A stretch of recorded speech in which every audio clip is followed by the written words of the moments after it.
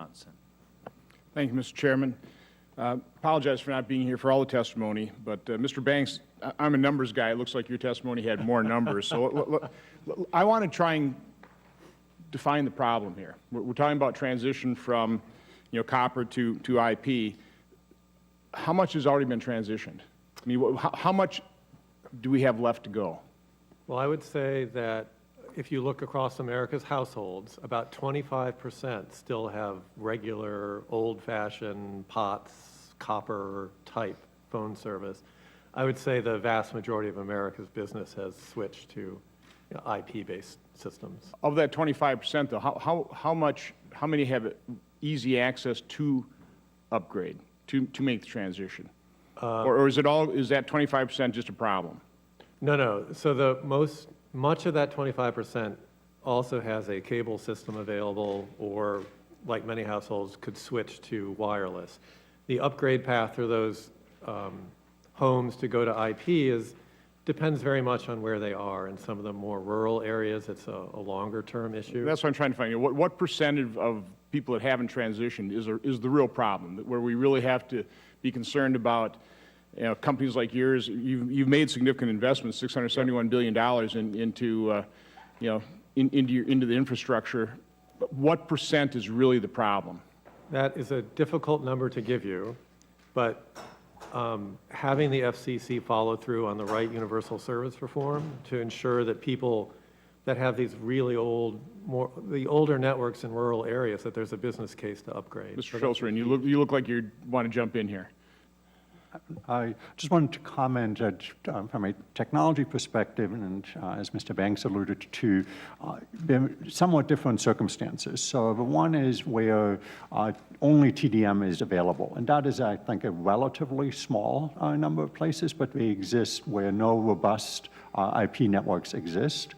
And in particular, where not all rural telecom providers offer voice of IP services because they would run over copper. So just give me a percent. I mean, are we talking about 1%? Are we talking 10%? It's hard to pin that down. I'm just looking for a ballpark. Order of magnitude, I would say it's probably in the 5%-ish range. Okay. But that changes on a year-by-year basis. But again, we're talking about, we've got a 5% problem here. Yeah, the problem is, however, also one where a number of consumers have chosen to retain a landline because they value the features of the landline. So indeed, one carrier has recently offered a 911 only service on a traditional landline for a relatively modest fee, presumably to address consumers that want to retain those or that do not want to subscribe to, say, a cable service. Okay, I know there's been some discussion, I think action in the course, as to how we're going to actually regulate broadband. Anybody here on the table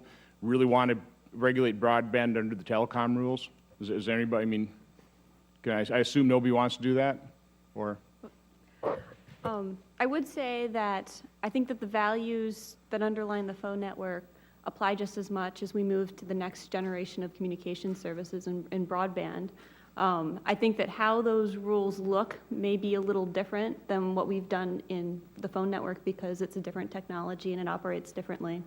But at the end of the day, we still want everybody to have access to what the basic service is. And as that moves to broadband, then we need to make sure that we still have rules that are ensuring everybody has access to that too. Ms. Griffin, in notes on your testimony, it sounds like you're not necessarily believing the broadband companies have an incentive to make sure that the majority of the calls go through, and that you really think government has to. Is that your position? Do you really need government to force broadband providers to make sure that their service is excellent? I think that we have seen some reports where there have been failures, like cases with rural call completion. And the lesson I take there is that even in situations where there may not be any bad actors, new technologies can create situations where nobody really has an incentive to absolutely guarantee that call goes through, and then do you think government can absolutely guarantee that every call goes through? Do you think government really has got a better capability as opposed to the broadband carriers themselves to provide excellent customer? Let's face it, if you have a company you're providing a service, if it doesn't work very often, don't you think customers are going to switch to a different company? Don't you think competition would actually do a far better job than having the heavy-handed government try and guarantee that, which I don't think it would do? Well, I think in too many areas, competition doesn't exist or isn't robust enough to really guarantee that people are going to have a meaningful choice, particularly, say, if they're using a heart monitor and they may be able to switch to a wireless service, but it wouldn't support the heart monitor or something like that, or if the new service isn't affordable. So I think that the essential promise of the phone network is that when you make a call, it goes through.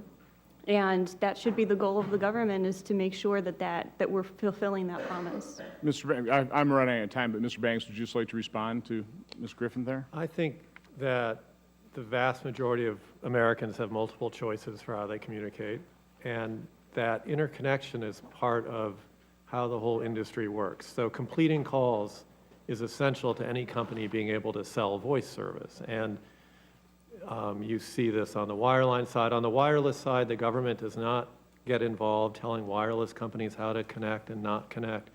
And interconnection happens in the free market there. There's no reason to think it wouldn't happen throughout the rest of the industry. Okay, thank you, and thank you, Mr. Chairman.